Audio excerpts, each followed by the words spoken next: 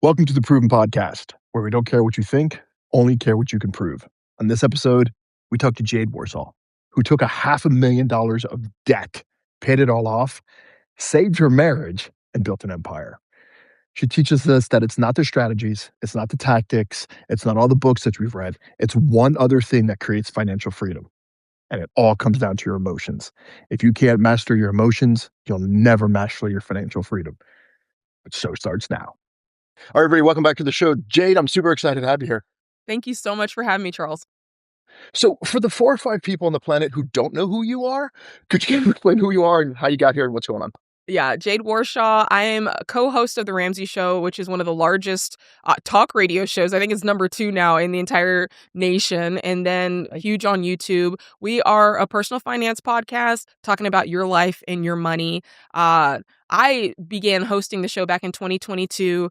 My claim to fame is the fact that my husband and I paid off $460,000 of consumer debt, and then went on to turn that into becoming millionaires. There you go.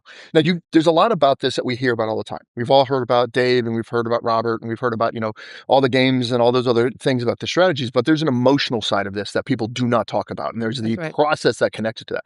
You've written a book about that. Tell me about that. Tell me about that experience and the book that's coming out. Yeah, it came out of my own journey with my husband. That 7.5 years it took for us to pay off the debt. I began to realize that people are talking about money and they're leaving out a very important factor. It makes sense when you think about money. Yes, numbers, math, factors. Yes, that is part of money. Behavior, another big part of money. So people are saying, here's the amounts that you need to be doing. And then they're talking about the behavior. And here's how you need to do it. Put it in a high yield savings account, index funds, all of these things. These are the behaviors. But no one was talking about the drawstring of all of that, which is your emotions. And the analogy that I use for that is if behavior is a vehicle, like consider the behavior you want as a car, you get in the car, well, your belief is what's going to push on the gas. That's kind of like, hey, do I believe this can happen? If it is, then I'm going to push on the gas and go forward. If I don't believe, I might, go a little slower and be very cautious. But your emotions ultimately are what's steering the wheel. So if you feel great about it, you can zoom forward. But if all of a sudden you get spooked, you go like this and you hit a tree, right? You swerve, hit a tree. So I found that many times because I had the plan, which meant I had the numbers, I had the behavior, which is do this, do that. But what was happening is it was butting up against these emotional barriers. And what I try to tell people is that emotions, when you talk about money, it touches every area of your life. And you know this. Emotions affect your career. Money affects your career. Money affects your relationships. Money affects your past, how you perceived it as a child, what it was like in your previous relationship, before the divorce, all of these things. And so when somebody like me or somebody like you or somebody like Dave Ramsey, whoever you follow, says something very simple like, hey, if you want to get out of debt, consider cutting back your expenses. You go, wait a minute. What are you telling me? You're telling me I can't get my nails done? You're telling me I can't take that trip to the Bahamas? And you get angry, or you feel fearful. You've never done something like that, or all this litany of emotions comes up. You feel anxiety just thinking about talking about money, right? And that's what I experienced. And I said, there's a whole set of emotions here. There's things that people aren't talking about, and I know all about this. So I'm going to dive into it and work it out for folks. So it's not just financial mastery, it's emotional and belief mastery. Yeah. And one of the things that I run into is, I grew up poor. I couldn't afford the last 2 letters of poor. And I grew up in a very specific environment. And I can remember very specifically the moment that I flipped the switch and I was like, this is not doing this anymore. This is unacceptable. I'm going to go this way. Can you remember the moment for you where you're like, this belief, this emotion, I have to harness this and move things around? Yeah, I remember it. So Great Recession, 2008, 2009, that's when it popped off for my husband, Sam, and I. That was the time where all of our student loans started becoming due. We started getting the mail, and I started seeing the payments and realizing, holy crap, this is wild. And I was looking for anything. And I remember turning on the radio. I hear Dave Ramsey, and he's sitting in his cool air-conditioned studio, right, talking about the fact that the recession wasn't really affecting him much. because real estate's cheaper than ever. So I'm just buying it up. That's what he was saying. And he said, the storm has gone around. And he said, I'm not feeling the effects of the storm because I positioned myself above the storm. And I just remember the first instinct I had, I was pissed. Because I thought, this guy, he doesn't get it. He's sitting there. Doesn't he understand that my life is crumbling? I got angry, which a lot of us do. That was the first emotion. Mhm. Then next emotion was I got jealous. I said, oh my gosh, I'm so jealous. I want what he has. Then that jealousy, my brain clicked on, and that jealousy turned into like a righteous jealousy. Like, wait a second, he has it. He doesn't have it by luck. He has it because he worked for it. And I can work for it. And I used that as I want what this guy has. I can get it. It was motivation at that point. So that's a classic example of taking anger and putting a very meaningful motivation behind it so that you're not just shaking your fist, right, at the clouds and being mad at somebody else, but you're actually letting your anger drive you and letting that get you to what you want. And that was a click on moment for me because, like I do, this Great Recession, COVID-19, you can take it all the way back to 9/11. That type of stuff is cyclical, right? Mhm. There's a downturn, it gets better. We forget, it gets bad again, it gets better. And I said to myself, I said, man, the next time there's a chaos, in the economy, the next time, I don't want to be right here. I want to be above the storm. And doing that starts today, right? It's these little choices that compound over each other over time. And before you know it, you look back and you go, oh my God, I don't even recognize that person I used to be. So that was the moment. Yeah, see, for me, that moment was I got mad not only at what was going on, but I also got mad at my parents. And I got mad at my grandparents. And I was like, Mhm. what the heck? I was like, you didn't teach me this? What's wrong with you? The problem is they didn't know. They had no idea about financial literacy. They just put their head down and grinded. And getting people to switch their belief systems, if I told you that Target was going to have a 90% off sale, you'd lose your mind. But that's all that a recession is. That's all that it is. It's, hey, real estate's got a 70% off sale right now. Go buy everything you possibly Mhm. can. Mhm. You've been doing this for a while now, and you understand the emotional side of this. Is there an archetype? Is there someone who has a belief system or is running into certain things where you're just like, you know what? That's going to be a hard lift. That's a heavy lift. The juice might not be worth the squeeze if they're doing this emotional patterning.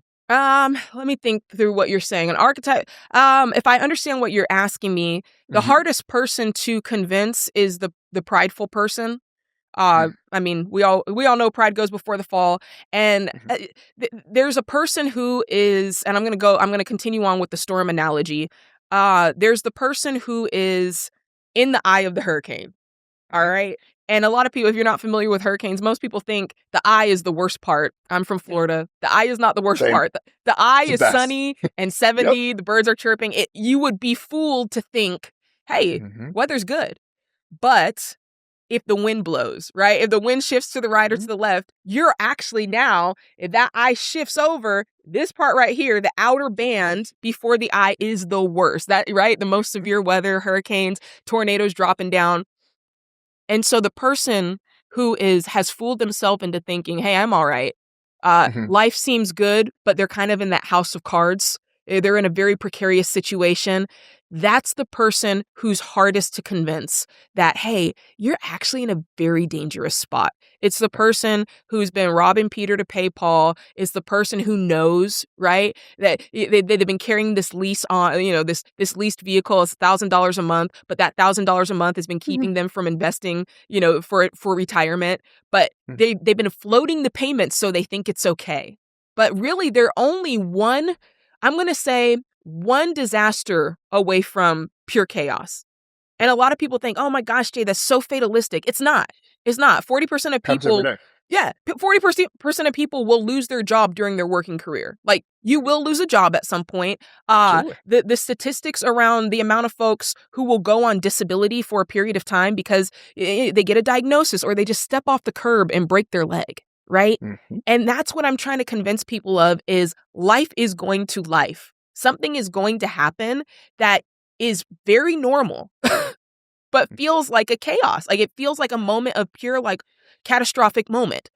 And you have to be prepared for that. So the hardest archetype is the person who looks around and goes, "Hey, everything's just fine." You've heard the saying, "The enemy of great is just fine." So the person Hmm. who's like, "Hey, it's sunny and 70. It seems like things are good." that is the hardest person to convince that, hey, you could actually be in a much better situation. You just have to be willing to get uncomfortable to ultimately create more comfort than you've ever had. Yeah, and I don't think people understand that comfort is not happiness. They are fundamentally different things, and people bump into that all the time.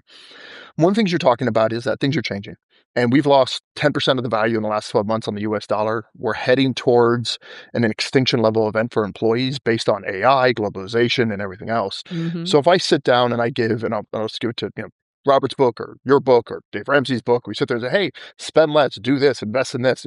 We have the strategy, we have the how, we know what to do, but the rules are changing now. Mhm. When you're seeing that the dollar is changing, and I will not get political, politics are changing, and employees again are heading toward an extinction level event.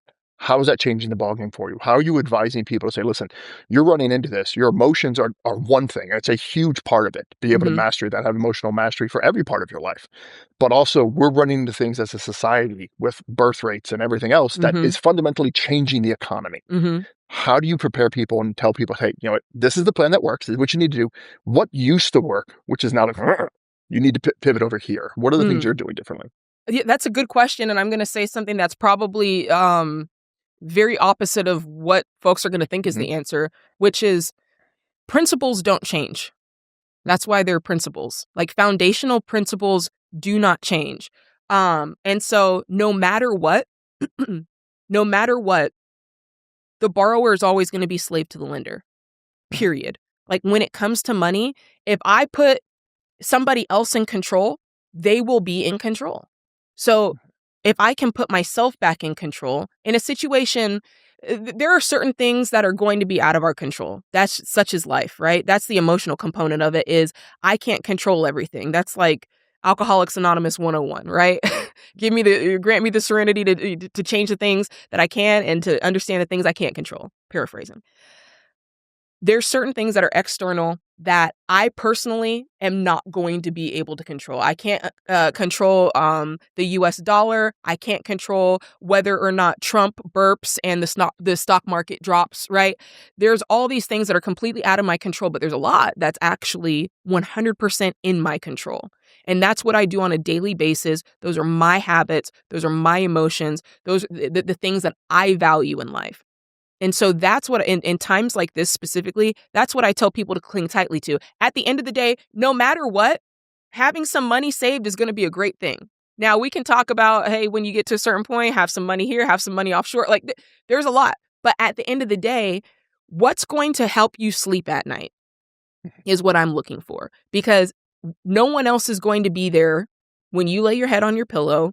Maybe your spouse is there and you stare at each other for a few minutes before your eyes close, but you're going to know, did I do everything I could? When the smoke signal went off, did I ignore it or did I pay attention to it?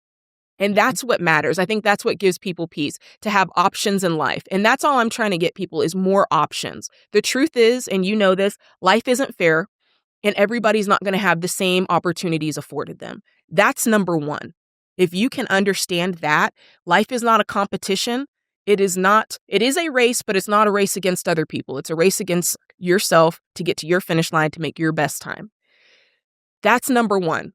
There's going to be people when if all hell breaks loose, there's going to be people who are just fine. There's going to be people who narrowly make it out, and there's going to be Mhm. people who don't. Right. That's that's it. I also think there's people who don't make it that in the actual event, be it the hurricane or whatever it is, come back stronger later because Yes. they understand it's you against you. There is no one Yes. else coming. It's you against you, and one of you has to die. It's that Yes. simple. You've got to pivot out of your old patterns, and then you can get into it and go from there. There was an individual I met a while ago, and he was driving me. He was taking me, and I was going to the airport, and he goes, "I have 3 Toro cars," and I was like, "I don't know what Toro is. Can you walk me through that?" And he's like, "I Uh-huh. have 3 Toro cars." I was like, "That's amazing. I retire entrepreneurs. Just keep me updated. Yeah. Love you to reach out." He's now reached out. He goes, "I sold my Toro empire, and now I own all these properties." This kid had no education. He was not an individual who had any backing. He barely was a citizen. So, and he did it, and there's a way to do it. But he Mhm. realized it was you against you, and he Yeah. decided to pivot that out. When people go into this idea, and there's a lot of talk about this, and this might be beyond the book, where we're having people aging out like we've never had before. Mm. and they're selling on they're getting rid of their businesses. So people are hunting after these businesses and they're purchasing and they're going from there. When someone does that, I've got obviously specific advice. What are those things that you guys are seeing? Because again, you're on the talk show and you and Dave are doing it, and this is another book, and you're Mhm. mastering your emotions. Mhm. There's a lot of people that are running to the get rich quick stuff, which they've always done. What do you say to the people who are going after that idea that, hey, I'm going to go in, I understand I need to do something, so I'm going to go do this thing. Mhm. What is your normal advice when you head towards those people? It depends on what situation they're starting out in, first off. Mm, And I would advise them, man, please do your research. I had a guy call in the other day. He called in with a business deal. He'd been working in the business. The it was him and the son of the owner. The owner didn't want to leave it to his son, so was willing to sell it to him. They were doing horse training. And he said, "Hey, I want to buy the business." We said, make sure tell us what you know about it. He says, "Well, he has $8,000 in profit every month, and he says we can have that. And the business itself, the land and the farm on it, is worth about $750,000, but he's going to sell it for 650." And I'm thinking, hey, something's not right about this. Why is he going to give you such a discount? So first thing is, hey, do your due diligence. If it sounds too good to be true, it's likely too good to be true. Next, how are you going to structure the deal? Right? A guy like this, he doesn't have the $650,000. So is there a way that you can structure it to say, "Hey, I'm just going to pay you the profits until you make your money back, and then we'll do it like that." So structure the deal in a way that it's not going to put you at so much risk. I would never tell a guy like that, "Hey, go take a loan for 650,000, right? And then try your luck." So there's a lot to that. It would also be his first time as a business owner. So I'm factoring all that in. If he had told me, "Hey, I've had several businesses. I've been able to sell them off for profit. I'm looking at this one. It looks like a good deal." Already my radar is going in a different direction. I'm thinking, "Okay, this guy knows it." Right? So I guess what I'm saying is self-awareness is a big part of it. A lot of people want to get into entrepreneurship. A lot of people want to be their own boss, but it's more of like the idea of it. "Oh, I get to be my own boss. That means I get to make my own rules. That means I don't have to work 9 to 5." Yes, you do. You still you still have to work. you do. You just Expertise. work 5 to 9. That's the Yeah. difference. You just It's reverse that. That's the difference. yes. And expertise matters even more, right? You have to Yeah. know what the heck you're doing. My husband and I, we own an entertainment business in the cruise ship industry, and we've done that for 15 years. And I tell people it's not for the faint of heart. Mhm. Getting into something on your own, everything everything is on you. The stakes are on you. To your point, you're working more than everybody else who's got the 9 to 5 because everything's on you. You can't take a day off. You can't take a sick day. You don't get days off, and you hardly get paid in the beginning. So, And yeah, you're the last to eat. That's the yeah. thing that most people don't understand. You are always the last to eat because your employees might be having steaks, but you're Mhm. eating ramen noodles You're because eating you're the last ramen. to eat. Hmm. Exactly. And And so people don't understand that. really trying to set the expectation and set people up to say, Are you really, is this really for you?" Talk to some folks who have done it. See if there's a way Mhm. that you can get adjacent to it before you just jump into it. All of that is so, so, so, so important. But certainly, please don't go into debt buying a business because it looks good Mhm. on paper if Right, you don't have any experience in that industry. right. And also, understand, are you an employee or do you have employee-like tendencies? They are not the same. They are That's not very even good. remotely the same. Yeah, So very good. and having certain questions that you wanna ask beforehand, and I know in your book, there's, like, 6 very specific questions you broke down to really lock in your beliefs and to understand those, and, we could go through the entrepreneur side and rip all that apart because I love that, but I really wanna get people to understand the belief system first, and you've done this, not from, "Hey, I read about it somewhere," but no, this was the exact questions that I went through with my husband. This is what we were doing. This is what got us out of debt. Can you walk me through those 6 questions? Yeah, so the book is really a diagnostic in story form. So, over the years, I've done countless webinars, bring people on that need help with their money, offer them free coaching in exchange for understanding how do you feel about money. So, in the beginning, we'll do a survey and say, "Hey, tell me, out of all these emotions, tell me the one you identify most about money." And over and over, it comes back: stress, anxiety, frustration, anger, Mhm. fear, guilt, and shame. So when I heard that, when I got the feedback, time after time, I thought, man, there is something here because I felt the same way. And so when I crafted the book, it was on those emotions. We talk about, we go through fear and we identify what it is. I show you what does it look like at work in all the different ways. Because sometimes these things are running in the background like a ticker tape, and we're not aware of it until somebody says, hey, that thing that you just did, that's fear. I'll say frustration. That thing that's frustration. You just didn't know it. You just thought it was part of your personality and you let it go, and that's why you're stuck. So fear, frustration, we go through pity, self-pity. We go through guilt and shame. I'm leaving something out off the top of my head, anger. We go through anger, and then the point that I want you to get to is acceptance. And so as I go through all those, we'll call negative emotions, for lack of a better word, they can be positive, and I show you how to turn them from negative to positive. Very much so. Yeah, I mean, Rage Against the Machine said it. Anger is a gift. It's a gift. If you can learn to weaponize, it's an absolute gift. Anger, yes, out of all those, anger is the one that is probably the most powerful because like I know, anger is a cry for justice. And it's a fuel source. Yes, and that's what you want. We just got to wield it in the proper way, to your point. Right. I always talk about this, anger, think of it like a football game. Anger will get you to the 5-yard line. It's going to get you, it won't get you across it, but it'll get you across that field. The thing that I'd love to talk about is fear. And there's a dear friend of mine, self-made billionaire, and we were sitting down and we were about to do this deal. We were about to buy 2 hotels. And he's like, what's going on? I'm like, terrified.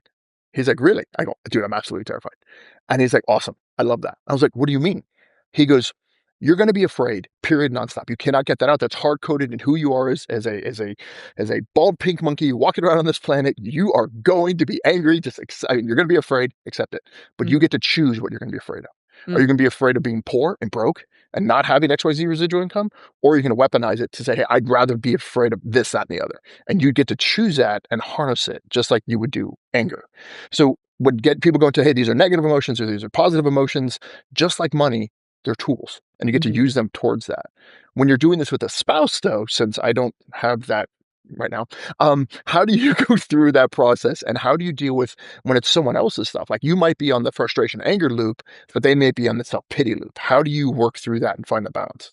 Well, you do have to work. I mean, as a married unit, you're together, but you're still separate people. And so each person still has to do their work. So for Sam and I, he struggled most with the guilt and shame. Like he brought the majority of the debt into the marriage based on choices he made. Berklee College of Music, University of Miami, $230,000 of student loans is a lot. My side was more... It was a struggle. My side was the self-pity. I was the anger, frustration. That was mine. And so that was mine to work through. Now, I'm not going to sit here and act like it was pretty because it wasn't. Those are some tough years of our life, but hindsight's 2020, and being able to look back and pull out the gems and pull out the things to learn from is really what matters. And we did that. And fear, I think both of us dealt with the same amount of fear, and it can take many, many forms. And I go through several of the different forms. Obviously, fear of change, fear of the unknown, fear of failure, fear of success. I go through all of those and what they look like. But at the end of the day, the thing I want to teach folks through that is fear. When you think about it, when I think about it in terms of money, it's a negative expectation of the future. That's really what it is. It's your look. It never exists in the now. It exists in what will happen out there then. Correct. And I really liken it to ChatGPT. Fear can only, just like ChatGPT, it's only existing on what you feed it. What's already out there, what's in the ether, what's been told to it. And most of us operate like that. We only know what we saw. We only knew what we grow up with. We only knew what so-and-so did to us. And so our fear operates on that. There's no new information added until we turn around and say, actually, let me look out and let me change that. And I also think, sorry. No, go ahead. So ChatGPT, it's AI, right? It's artificial intelligence. And that's the problem is that's not what AI stands for. AI stands for always incorrect because it's using data that's stuck in this little box and you got to feed it in that different data. But when you're going through and you're dealing with, he's on his, thanks again, Sam, for bringing all that debt. We're just bashing Sam. Sorry. And you're getting all the debt and you guys are rock and rolling through it and you're going through your stuff and you guys are bashing against each other. How as a couple do you guys find that this is, I love you, you're my home, I'm not going anywhere. How do you reconnect to that? How do you establish that relationship where there's times where your fear might be acting out and be like, oh, well, it's him. If you had married so-and-so that was the prince of blah, blah, blah, you wouldn't have any. How do you go Mm, through those loops and say, you know what? No, this is my person. I'm in my foxhole with my person. I'm not leaving. How do you survive those relationships? Because I think it's the number two indicator of yes. divorce is financial. Yeah. So that's when we're shifting out of the money conversation. At that point, it goes, at that point, it really isn't about money. You think it is, but at this point, we're talking about commitment. We're talking about goodwill. We're talking about how you view that person and really the value that they hold in your life. And so for Sam and I in the very beginning, I'll be honest, for us, it was pretty natural to say, what's yours is mine, what's mine is yours. There is no I or you, it's we. And so I teach people that I say, hey, if you can go into marriage with a we mindset, it's going to very much help you stop yourself from pointing the finger because that's Sure. the first shift. That and it's not easy. I will admit for some couples that is not easy because they didn't grow up that way or that's very different from their how they were brought up or how they view their independence. But if you can do that, I think that that is so, so key because now it's a problem that we're solving together.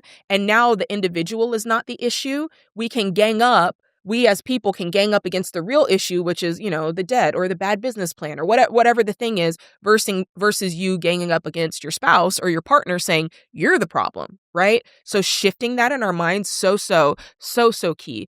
I'd say that's a big part of it. Number two, we're human. So we're going to have those moments where we forget what I just said, and it does shift to, I can't believe you did this.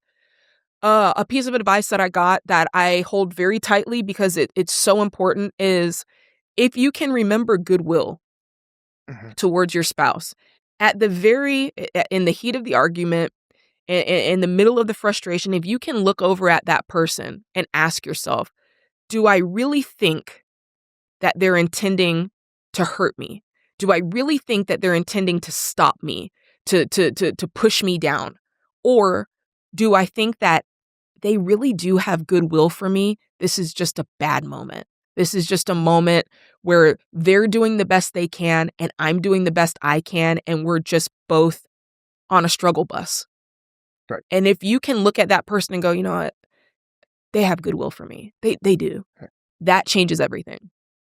Yeah, I don't think anyone wakes up and says, "Hey, listen, I woke up this morning and whatever, dating Susie.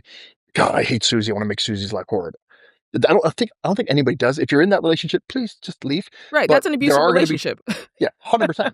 And but if you're in that situation and you're like, if I have this idea that so and so is not purposely trying to hurt me, but they're going to do it anyway because they're human, consciously or unconsciously, they're going to do something like doesn't put the toilet seat down, doesn't put the dishes away, whatever that litany is, it's going to happen. And having Mhm. that filter of okay, they probably didn't do it on purpose, but they're men and they're kind of dumb. So let me just walk through this and say, okay, you put it in the sink, honey. It's okay. Uh-huh. Oh my God. Doing that. And then also, I love what you said. It's very much us versus whatever the problem is. We're going to Yes. unify against whatever it is. It's us versus that. Yes. So as you go through this and go back into the money stuff, once you are a person who has gotten rid of almost $500,000 worth of debt, and now all of a sudden you're like, okay, we don't have that on us anymore. But it doesn't stop here. Now we start the investment process. Now we start going after those things. Yeah. I have found investments are very unique based on your personality. For example, Mhm. I am not a cryptocurrency guy. I learned from Melvin Simon, who was the 64th richest person on the planet at the time. He goes, I don't invest in things I don't understand. He goes, Mhm. don't ever do it. If you don't understand it, do not do it. So when Yes. NFTs came out, I was like, huh? And I still don't understand crypto. And I'm an IT guy. I still don't understand Bitcoin. I could have bought it when it was $100. I still don't understand it. What do you do when you're like, okay, we paid off this debt, we came out of we've survived the hurricanes, South Florida person as well, and you're going in that environment.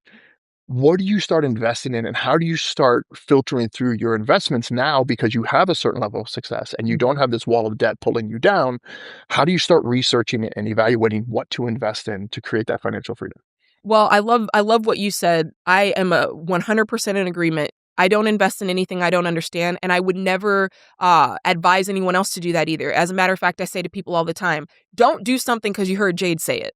Don't do it Mhm. just because you said, well, Jade said it. I trust her. I'm going to do it. No, please do your research. I'm going to tell people all the time, my path is to make it as simple as possible so that anyone feels like they can do it. Because I grew up in a household, I don't know if I mentioned this to you when we talked before, but I moved around a lot as a kid because of my dad's job. And the time period in which I grew up and the folks around me when I grew up really affected the way I viewed money. So whenever we would move to a town, most of the time I'd be the only Black kid in the classroom, and a lot of times in the entire school. So it was just me. Mm-hmm. And then on TV at the time, there wasn't a whole lot of representation. So I didn't see wealthy Black people. I just didn't see them. I saw people making it paycheck to paycheck, middle class, just like my family.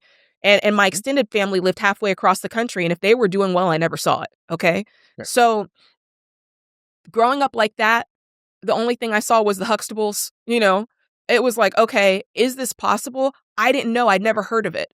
And I remember being at a party, fast forward to me being in my early 20s. I remember being at a party and there was a bunch of men. I'm just going to say there's a bunch of white men standing talking. And I heard they were talking about investments. And my first instinct was I could never be in that conversation. That was my first instinct. And then brain clicked in and I said, you know what? I need to be in that conversation. Mm-hmm. So I walked over and against all my fears, I stood there with my drink in my hand and I acted like I knew what they were talking about. And I listened and I learned. And that's what I want people to understand is you can learn this. That if you can trust yourself enough to know that you can be educated on something, that's half the battle. Because so many of us they hear a couple words, that's jargon, I don't understand, and they tune out. Please don't do that. And it's okay if you need to hear something once and then hear it again and then hear it again for it to click. Because for a lot of people, it is like that. So when I teach it, I try to teach it in the simplest way possible because I don't want anybody to feel like it's out of reach. It's so simple. And so I explain to them, I'm like, okay, first off, let's keep it simple. Most of us have some sort of, investment vehicle available to us through our job. It's a 401k. And I just really try to explain it away. I don't want to make them sound like they're stupid. I don't want to make it sound like, they're in kindergarten and I'm teaching it, but I do want to make it feel like it's very accessible. And so, yeah, I teach mutual funds, index funds are fine. That's fine. But I really teach diversification, try to spread it out over the 4 different types. I want you to do growth and income. I want you to do growth. I want you to do aggressive growth. I want you to do international, balance it out, 25% of whatever you're doing into each of them. That's great. That gives you the diversification. And I teach people, hey, go back and look at the track record. Look at it over the past. See how long the fund has been in existence. Has it done well? That's a pretty good indicator that it will continue to do well if you're diversified. Just simple techniques. And then I say, hey, if you don't understand, ask someone who does.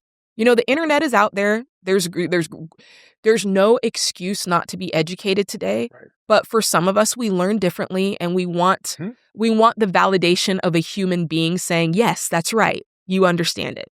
And if you need a teacher, reach out to a teacher. But for me, it's very simple. Everything's automated for me. The money goes out. I don't even see it. I take a look at it every once in a while. Obviously, I am a long-term investor. I set it. I forget it. I'm not a trader. I don't do the day trade. I don't do the crypto like you. And that's what I try to teach people is this is a long-term gain. It's a long-term game. It's very boring and it should feel boring. It should feel like I didn't even do anything today, Jade. That's right. That's how it should feel. Yeah, I like what you're talking about, the education. There's a saying in the military, first time, every time, which means you do it right the first time and it works every time. That's your goal. Mm-hmm. That's never happened in my life with anything I've ever done. Whenever someone taught me something, I was like, huh? I had to go through it over and over and over and over. And having that and understanding that. For example, you do not index funds, you do mutual funds and all that. I am the opposite. I will not touch that because I'm like, my thing is like, I have no control over that. I'm going to go into real estate because for me, real estate never hits zero. Unless there's a sinkhole, which there's insurance for that, that's where I'm comfortable. Where I got a buddy of mine, he's like, I don't understand why you don't do crypto. I got another buddy of mine who does day trading and he crushes it. He's lost all of his hair, but he crushes it. And I was like, dude, that's your gift, man. God bless you. So finding your lane and what resonates with you, if you love basketball, muzzle. If you love baseball, mazel. But if you love baseball, go play basketball, and vice versa. So Yes. it is what it is. Stay in your lane. So as you're going through this and you're walking through this, and there's belief systems that hold people back. There's also, and I love you talked about your family. There's also your environment. And I grew up in Hialeah, and I was where I'm not religious in any way, shape, or form. My last name is Schwartz, so I was one of two Oh, Jewish kids in the entire environment. yeah, So I was right next to Opelika. So it was a very different environment. So if you're from South Florida, you will understand where I'm going. I So do. there was Carroll City and Opelika right next to me, and I was the one Mhm. little lone Jewish kid there. I didn't see wealth like everyone else did if you had my last name. I didn't understand that. I was the richest kid in our community because we had carpet. So it was a different world. Expect that what got you here didn't get you there. And I've got a question about this. People talk about, well, I don't know how to do it. And I'm like, well, yes, you do. Because Michelangelo said, I didn't create David. I just took off all the pieces that weren't David. Mm. Start with what you don't know. When someone has this limiting belief and they go and like, I can't do this. I'm from a minority. I already have the things stacked against me because I'm a minority. I'm a female. I wasn't educated on this. And you have all of these things. When do you sit there and go, uh-huh, but then let that go and say, but I have to do this? How do you find that? Because there's such a limiting lock-in on that limiting belief. I talk about this in the book. We have to be curious. We have to Mhm, be. It's very easy to, when you're from a situation like you described, when you're from any sort of marginalized situation, even if it's not marginalized, even if you just find yourself comparing yourself to something on social media, okay? Anytime you're in a situation where you're looking over there and you're going, they have something I want it, they deserve it. It seems like I don't deserve it, or I don't understand why they deserve it and I don't deserve it, or do I deserve this? Whenever you're in that situation of um less than, or you're viewing yourself mhm, as less than, you've got to change your mind. So what most of us do is we'll fall into a couple of areas. Well, first one is you can tell if you're in that area if you have a really hard time celebrating that. If you have a hard time celebrating people who are doing well, if you have a hard time acknowledging people who have accomplished things that you've never accomplished, you need to that's a flag. That's an indicator something needs to switch on here. If you're a person who has a hard time, you can name everybody else's blessings, for lack of a better word, and accomplishments, mhm, but you can't name your own. The light switch needs to turn on.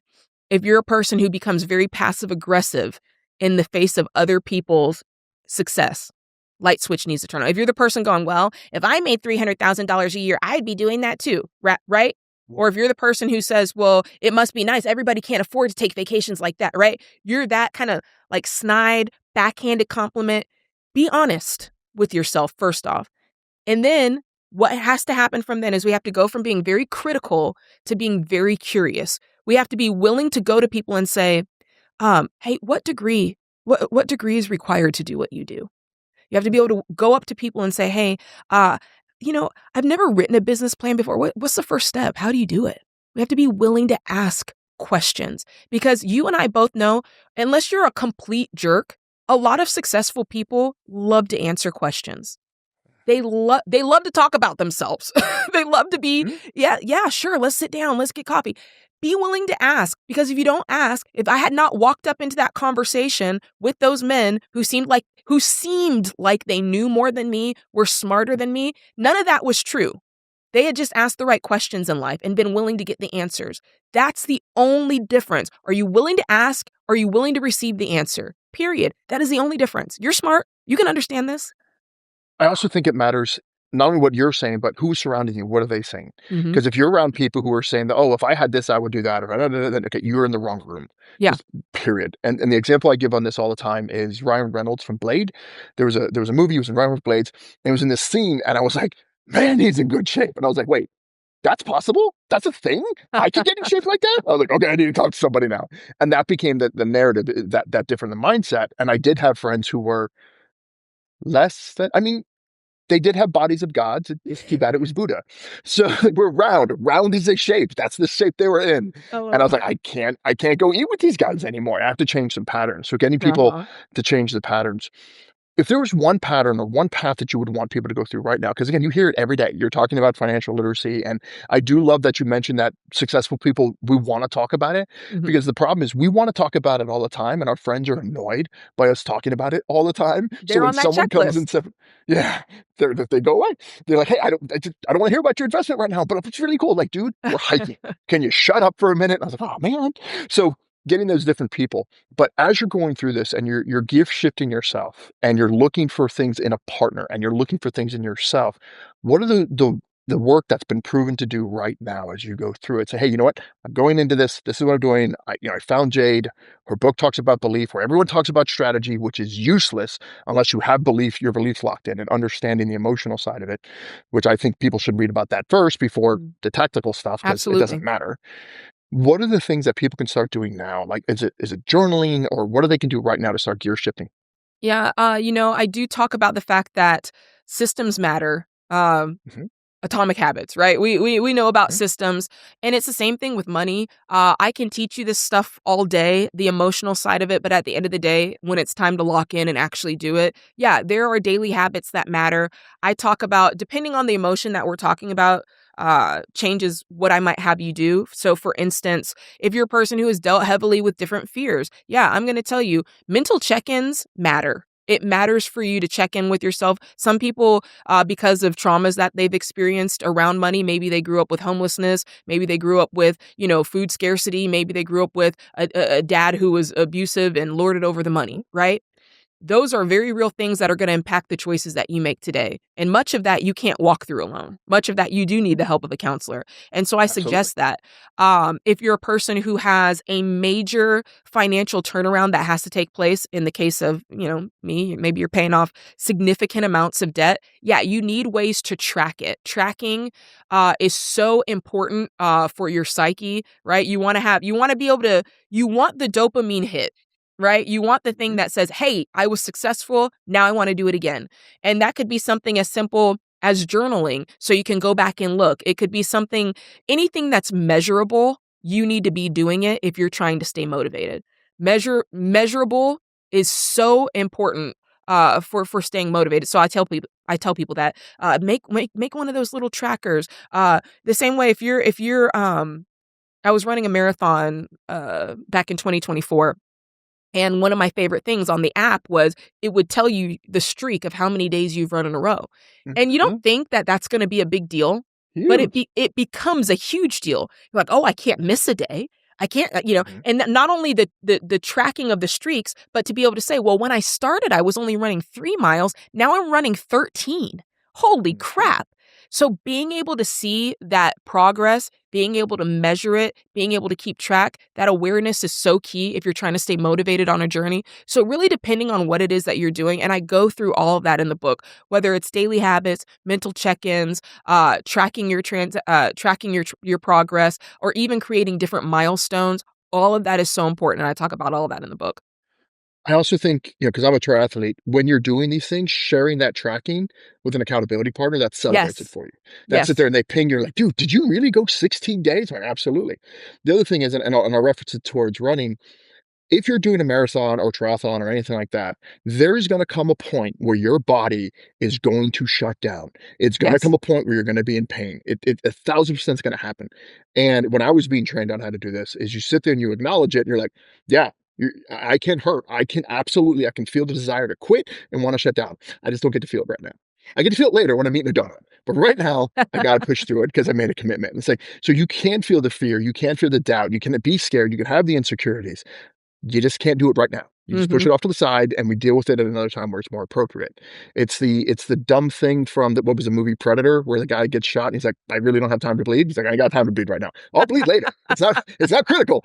I'm running. It hurts. Of course, it's running. It's not. It is what it is." So Oh when you're going gosh. through this, and you're trying to find a way, and you're working with, you've done yourself, what are the things you look with? Because now you've done it with a partner, which most people have a hard enough time doing it with themselves. But what are the things that if you could have gone back before you had Sam, Mhm. connected with Sam, and you're like, hey, these are the things that I've learned that I needed to not only work on myself, but what I need to look for in a partner to have that connection. Say, hey, how do we work through these things? How do we talk about that? Because a lot of people in my world, they don't believe in prenups. They're like, why would I Mhm. do a prenup? I could just put it in trusts. I could put all the trusts in the Cook Islands. You can't touch it anyway. So they've already weaponized that because these are people who have made an immense amount of money. Mhm. So when you're going into this, which I don't feel is healthy, let me preference that. I've had to coach them out of that, do it for 20 years. Anyway, when you connect with people and you have those conversations, what are the things that you look into the partner? Like, hey, I'm doing this work. What are the things you look for in the partner to do that so you can get through some of this stuff? If I'm coaching someone, I'm looking for someone who, and I have this, which is why it worked for Sam and I.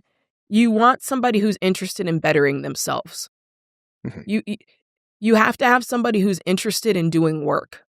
And some people aren't. Some people, you've heard it. I've always been like this. This is the way I do it. It's not going to change. It is what it is, right? The "it is what it is" Run. mentality. Ooh, Oh, that run. is like, oh Run. gosh. You have to have somebody who is willing to Yeah. change. You have to have somebody who's willing to be able to say with sincerity, "I was wrong." Hmm. Because some people can't Yeah. say that. I mean, you say like, "Oh, well, yeah." Some people cannot admit when they're wrong. They just can't. Hmm. So these are big things. And those are personality traits, character traits, really. But on a more practical level, what the person needs to be doing is having conversations that will allow those things to be revealed, right? So you need to strike up that conversation in the dating process pretty early on. And I say it like Hmm. this. I say, when you're dating someone, what I would do and what I did is you bring up the conversation of money, but not to share your viewpoints. You view it up to put the ball in their court, because when you like someone, you kind of change your answers. And so Yeah. what you don't want to do is say, "Oh gosh, what are your views on money? Ah, I hate debt. I just stay away from credit cards." And I don't say that, because then they're going to go, "Oh yes, me too," right? Especially if Right. they really like you. So what you do is you Hmm. just say, "Hey, what's your philosophy on money?" Just let them talk.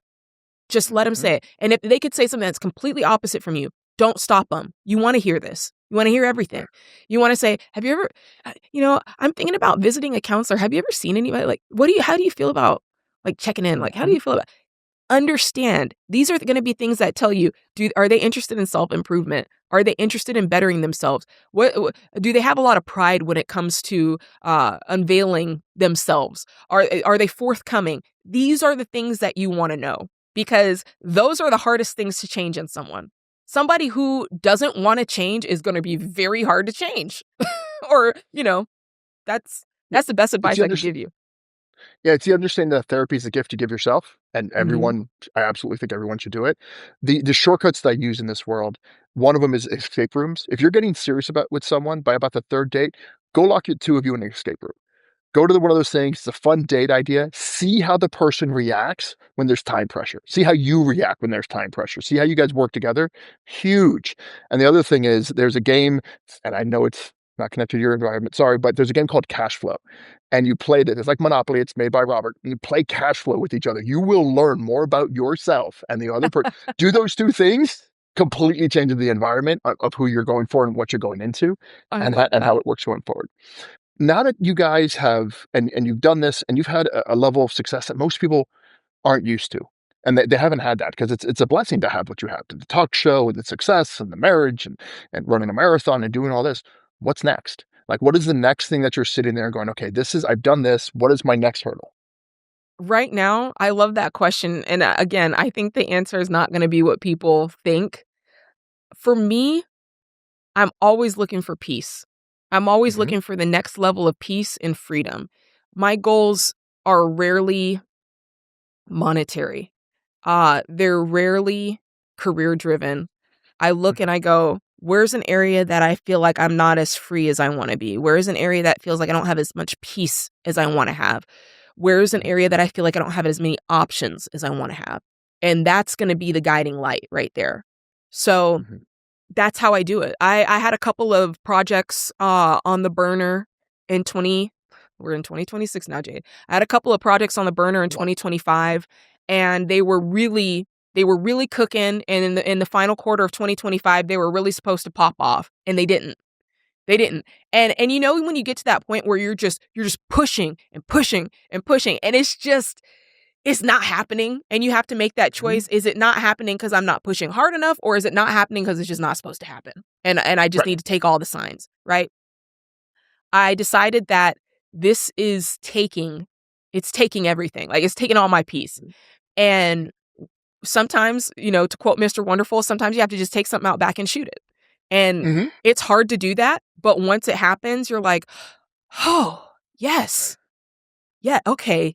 That was right. That was the right thing to do." Mhm. And I want more of that. I right now, I'm looking for the things that I need to let go of so that I can have more peace, and that's what my focus is on right now. And so for some of us, it could be, what do I need to let go of? Do I need to let go of debt? Okay, yes. Now I can start thinking about the numbers. For some of us, it's, do I need to let go of a relationship that's very toxic? Yes, I do. Now, and maybe again, I need to start thinking about the numbers because maybe you were living together, or maybe you had, your lives were intertwined in that sort of way. So I usually let those things be the guiding light of what do I need to pursue next. And, I've got young kids, they're 5 and 7. And so for me, I'm looking at, okay, I would like to be locked in a little bit more with them in this season. I've had seasons where I'm very like career, career, career. I need to lock in a little bit more there. So that's where my eyes are right now. So when you do that, because again, with kids 5 and 7, the statistics is you really only have them for, what is it, 19 years total of their lives, the amount of time, because you have the first 18 and then collectively about a year left out of that. And once they hit that teenage year, that 13-ish year, you become an Mhm. ATM and an Uber driver for them. So it's a really small pocket of time that Yeah. you have for them. And most of the people at first were like, well, I just want to go to Costco and get more duct tape. So they just leave me alone. They're quiet. This is the most precious time that you have with them. You've spent a lot of seasons, helping other people, listening to other people, walking them through those things. What are the things that you have found that's proven, that has, after seeing it over and over and over again, that has proven to create success not only in themselves, but also in their financials? Because people are going to want me to ask that. When I told people that I was interviewing you, we were going to come on the show, they're like, what is the one thing? And I was like, first off, y'all need to stop asking me that. I just don't ask questions. It's never just one thing. You need to stop that. But with that said, what are the things that you've seen overall, the proven things that work? The person who stops caring what other people think is a Mhm. superhero. The person who completely could give two rips about Mhm. what anyone else thinks is the person who will win and will succeed. Period. Because we do so much with the intent of what somebody else will see and how they'll judge it, how they'll perceive it. The minute, oh goodness, the minute you let go of that, it's like, ugh, yeah, I'm gonna do what I want to do. Think about how many times we choose a career path because we're thinking about what our parents are thinking. We buy a car because we're thinking about how it'll look in the parking lot next to Bob's car, who works in accounting, right? Mhm. What people will think about the fact that we picked up a side hustle. Well, if they find out I'm driving Uber, then they'll think, so you don't pick up a side hustle, even though that's just the thing you need, right? The minute you stop caring, because here's the thing, no one is checking for you. No one is thinking Correct. about you. We're Mhm. so self-centered, Charles, that we think folks are thinking about us all the time. They are not Yeah. thinking about you. They are trying to live their own life with their own stress, their own families, their own worries, their own paycheck. And at the moment you go, okay, I was being extremely self-centered thinking that the whole world was watching me. Now you just do what you want to do. And you make the choices that you want to make. And you follow the path that you know you're supposed to follow. And you don't give a beep what anybody else thinks. I think it goes back to everything that we're talking about. It's not the strategy. It's going after the belief systems, going after emotional, going after your mental status when they do that, which is why I was excited to have you on to talk about the book. So if people wanted to track you down and people wanted to find you and wanted to connect it and learn more about this, because I want people to understand you already have every answer on the planet on how to invest, how you have access to a phone, you have access to Google, you could build a nuclear submarine. You don't need more bloody tactics. Yeah. You need to get this other stuff. And this is why I was so excited about the book and talking about it. It's like, you need to get your emotional, you need to get your mindset, you need to understand your identity. You need to lock that in first, because then the strategies work. So if someone wants to track this down and get a copy or get in touch with you or do all of that, what's the best way to go? Hold of you? What's the best way to connect? Yes. So the book is What No One Tells You About Money. Obviously, you can pick that up anywhere books are sold. Amazon, Barnes& and Noble, Target.com, RamseySolutions.com is where you get it through my company, where I work. I'm on all the socials, but if you want to interact with me directly, go on Instagram because I'm there. I'm in the comments, I'm in the DMs, and I know, Charles, you are a giver. I give all the game that's in this book. I give it on the internet. I remember when I couldn't afford to buy a book that somebody was buying, selling. So if you can't afford the book, just follow me on Instagram and I will spill it out over time. I promise you that I will, because I want you to have the information and I want you to have the tactics to really, really win. It's not numbers. It's not behavior. It's you on the inside. I'm going to help you see it and diagnose it. I'm going to give you the antidote to fix it and work through it so that all those things that you thought were negatives become positives. I'll also say with that, because we both have written books. For those who haven't written books, the amount of insecurity that goes in when we're writing a book, we want to just overload it with value. We're like, oh my God, I didn't give enough. I didn't give enough. So we're constantly just adding more and adding more and adding more. So I'm very expensive to work one-on-one with. But if you just bought my book for whatever it is, you're going to get more value than spending a month with me. Yes. It's all there. So please understand, just get the dang book, please. Yeah. So anyway, Jade, thank you so much. I really appreciate you for coming on and sharing all this with us and being so vulnerable about everything. Yeah, it was my pleasure. Thank you so much for having me. This was a great conversation. Absolutely. That's a wrap on another episode of the Proven Podcast. Money isn't math, it's mindset. Strategy doesn't work until belief does. Stop blaming the system. Start owning your decisions. It's because when you master your emotions, your money finally follows.